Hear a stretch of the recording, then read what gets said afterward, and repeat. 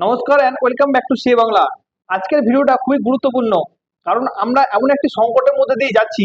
Donald ট্রাম্পের অর্থনৈতিক নীতি এবং ট্যারিফ ওয়ার এবং ট্রাম্প প্রশাসনের কিছু সরকারি সিদ্ধান্তের কারণে শুধু আমেরিকা নয়, পুরো বিশ্ব কাঁপছে।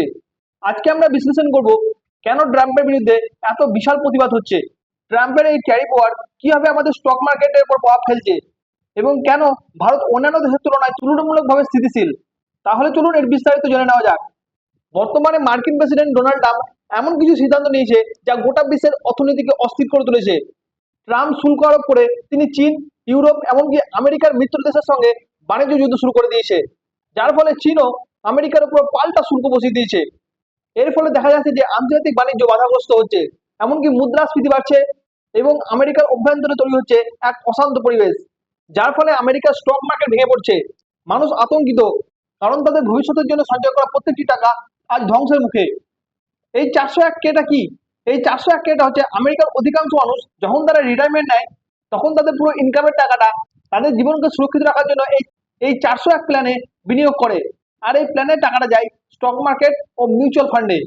কিন্তু এখন বর্তমানে মার্কেট পড়ে যাচ্ছে, যার ফলে বহু মানুষের সঞ্চিত অর্থ শেষ হয়ে যাচ্ছে। আপনি ভাবুন তো, আপনি সারা জীবন ধরে প্রত্যেক মাসে কিছু টাকা করে জমিয়েছিলেন, আর দেখছেন যে আজ হঠাৎ সবকিছু শেষ হয়ে যাচ্ছে। এবং যারা এই 401 প্ল্যানের ভিত্তিতে ঋণ নিয়েছিল, তারাও আবার দ্বিগুণ বিপদে পড়েছে, কারণ মার্কেট পড়ে যাওয়ার ফলে তাদের লোনের নিরাপত্তাও শেষ হয়ে যাচ্ছে। আর এই পরিস্থিতির জন্য গোটা বিশ্বের মধ্যে একটি আন্দোলনের সৃষ্টি হয়েছে, যার নাম দেওয়া হয়েছে হ্যান্ডস অফ আন্দোলন। এই হ্যান্ডস অফ কথাটির অর্থ হচ্ছে hands of our school and hands of our constitution. এই প্রতিবাদটি শুধুমাত্র আমেরিকায় নয়, ইউরোপ, কানাডা এমনকি এশিয়ার মধ্যেও ছড়িয়ে পড়েছে।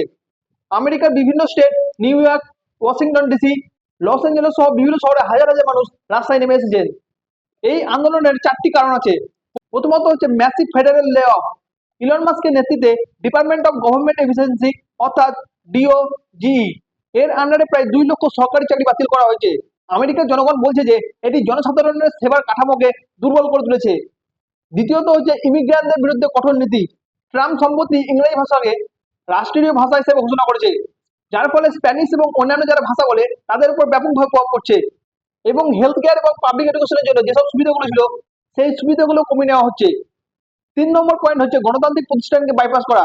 ট্রাম্প প্রশাসনের বিরুদ্ধে অভিযোগ উঠেছে যে তারা কংগ্রেসকে বাইপাস করে নতুন আইন কার্যকর করছে, যার ফলে আমেরিকার আইনের মধ্যে স্বচ্ছতা কমছে। এবং 4 নম্বর পয়েন্ট হচ্ছে প্রাইভেসি লঙ্ঘন করা। ফেডারেল কর্মচারীদের উপর আর্টিফিশিয়াল ইন্টেলিজেন্স ভিত্তিতে নজরদারি আরোপের ফলে আমেরিকার মানুষ আশঙ্কিত হয়ে পড়েছে। এই প্রতিবাদের প্রতিক্রিয়ায় হোয়াইট হাউস থেকে ট্রাম্প এবং ইলন মাস্ক জানিয়েছে যে এই পদক্ষেপগুলি আমেরিকার আধুনিকরণের জন্য করা হচ্ছে। দ্বিতীয়ত হচ্ছে ইলন মাস্কের নেতৃত্বে আমেরিকার প্রত্যেকটি ব্যবস্থাকে আর্টিফিশিয়াল ইন্টেলিজেন্স দ্বারা চালু করা হচ্ছে, যার ফলে আমেরিকার প্রত্যেকটি নাগরিকের সেবায় কার্যকারিতা বাড়িয়েছে। কিন্তু ট্রাম্প এখানে একটি কমেন্ট পাস করে, যার ফলে এই আন্দোলন একটি বিভৎস রূপ নেয়। তিনি বলেন যে this protester are paid alligator and loser. তার মানে হচ্ছে এই প্রতিবাদকারীরা যারা প্রতিবাদ করতে এসেছে, তারা পয়সা খেয়ে এসে দাঙ্গা করছে এখানে, এবং তারা হচ্ছে হেরে যাওয়া মানুষ। ট্রাম্পের এই কমেন্টের ফলে সে নিজেই একটি বড় সমালোচনার মুখে পড়ে গেছে। এখন আসা যাক সব থেকে গুরুত্বপূর্ণ প্রশ্নে, এই গ্লোবাল ক্র্যাশে ভারতের কি অবস্থা? গত 5 দিন ধরে চীনের হ্যাংসেং ইন্ডেক্স প্রায় 15% পড়ে গেছে।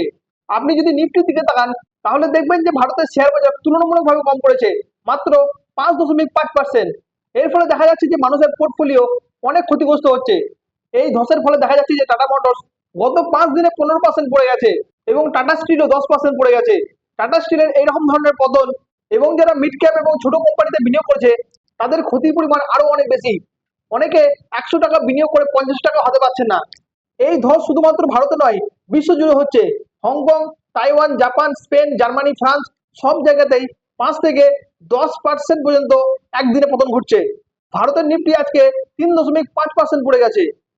এমনকি রাশিয়াতেও পতন লক্ষ্য করা যাচ্ছে।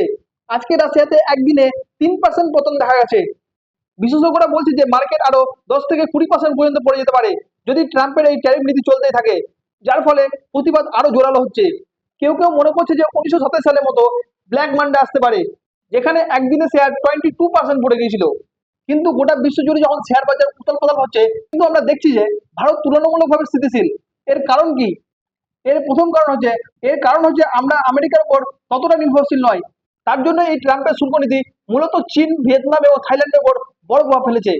বিশেষজ্ঞরা বলছে যে ভারতের জিডিপিতে এই শুল্ক যুদ্ধে ভারতের মধ্যে প্রভাব মাত্র 0.2% পড়তে পারে। আমি বিশ্বাস করি যে ভারত এই ঝড় পেরিয়ে সফল হবে। এখানে আপনার কি মতামত এই পুরো পরিস্থিতিটাকে নিয়ে? কমেন্টে অবশ্যই লিখে জানান।